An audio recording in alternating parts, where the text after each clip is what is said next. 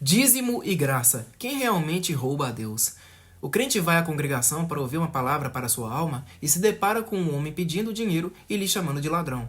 Quem roubava o povo e a Deus? Em Malaquias 3,10 está escrito: Trazei todos os dízimos à casa do tesouro, para que haja mantimento na minha casa, e depois fazei prova de mim nisto, diz o Senhor dos Exércitos, se eu não vos abrir as janelas do céu e não derramar sobre vós bênção sem medida.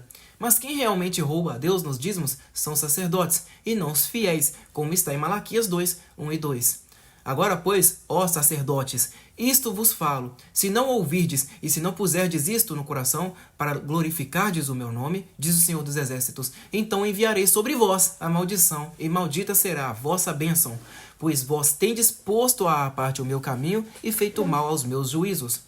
Hoje quem rouba nos dízimos são os líderes religiosos. O livro de Malaquias não foi direcionado ao povo, à igreja, mas sim aos sacerdotes. Eram eles que roubavam. Quem pratica preceitos ligados ao sacerdócio levítico, como o pagamento de dízimos, sacrifícios e ofertas pelo pecado e culpa, demonstra que ainda não se converteu ao Senhor Jesus, não crê nem confia em seu sacrifício vicário e definitivo. O dízimo, um dos assuntos mais polêmicos. Líderes de religiões frequentemente usam trechos isolados da Bíblia, como Malaquias 3,10, para levar milhares de fiéis a crer que quem não dá o dízimo está roubando a Cristo. No entanto, Jeremias 23,16 adverte: Assim diz o Senhor dos Exércitos: Não deis ouvidos às palavras dos profetas que vos profetizam. Ensinam-vos vaidades, falam da visão do seu coração e não da boca do Senhor.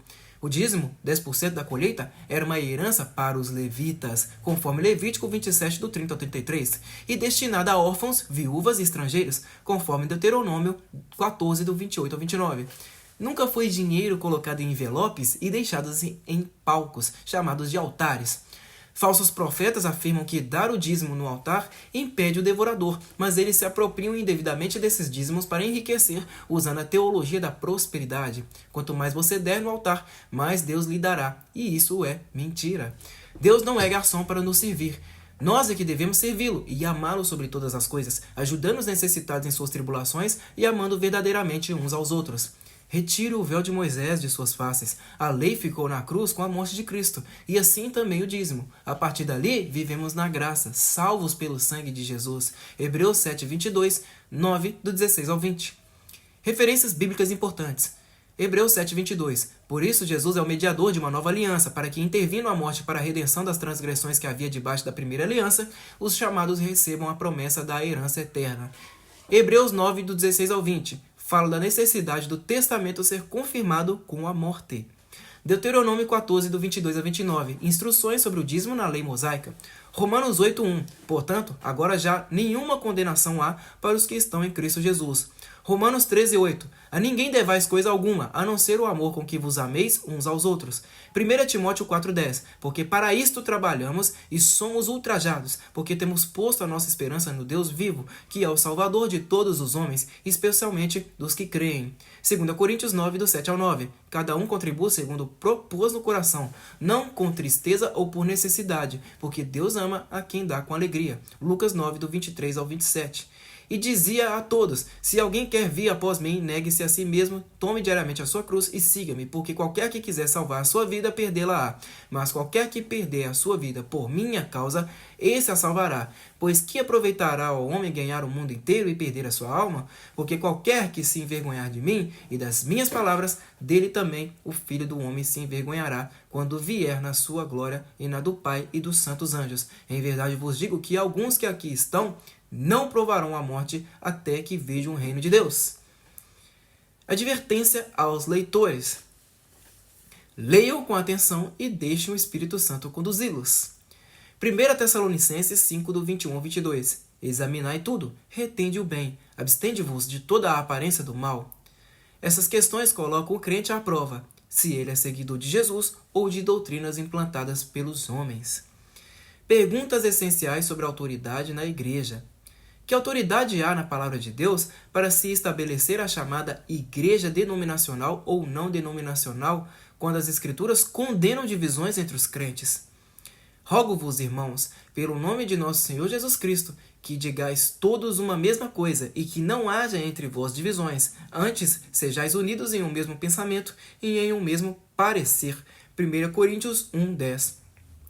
Porque já há entre vós invejas, contendas e divisões. Não sois porventura carnais e andais segundo os homens? 1 Coríntios 3:3. Porque segundo parece, há entre vós contendas, e porventura entre vós se manifestam os 12. 1 Coríntios 11, do 18 ao 19. Que autoridade de Deus tem os cristãos para dar às suas igrejas nomes humanos, como presbiteriana, batista, pentecostal, etc., quando a Bíblia diz: porque onde estiverem 2 ou 3 reunidos em meu nome, aí estou no meio deles? Mateus 18:20. Assim que quando estiverdes reunidos, seja por mim ou por outros, por todo o corpo, também o pondo em nome do Senhor Jesus Cristo. 1 Coríntios 5:4. Que autoridade têm os cristãos para nomear igrejas por líderes humanos como luterana, menonita, wesleyana, quando a Escritura condena a comunhão em torno de um líder humano? Cada um de vós diz: eu sou de Paulo, eu de Apolo, eu de Cefas, eu de Cristo. 1 Coríntios 1:12. Pois sois ainda carnais, pois havendo entre vós inveja, contendas e divisões, não sois porventura carnais e não andais segundo os homens? 1 Coríntios 3:3. Que autoridade têm os homens para estabelecer igrejas baseadas em distinções nacionais, como irmãos menonitas chineses, igreja ortodoxa grega, igreja batista filipina, etc., quando a Escritura diz: nessa nova condição não há judeu nem grego, não há escravo nem livre, não há homem nem mulher, porque todos vós sois um em Cristo Jesus. Colossenses 3:11. Que autoridade têm os cristãos para imitar o tabernáculo e o templo judaicos no culto, construindo edifícios com ouro, altares, lugares sagrados, quando a Bíblia indica que o cristianismo é um caráter inteiramente novo na aproximação a Deus? Portanto, irmãos, tendo ousadia para entrar no Santo dos Santos pelo sangue de Jesus, pelo novo e vivo caminho que ele nos consagrou pelo véu, isto é, pela sua carne, Hebreus 10, 19 e 20, saí, pois, para ele, fora do arraial, levando o seu opróbrio, Hebreus 13, 13. Deus é espírito e importa que os seus adoradores o adorem em espírito e em verdade, João 4, 24. Há algum fundamento bíblico para campanários e cruzes nos edifícios religiosos? Há fundamento bíblico para chamar esses edifícios de igreja?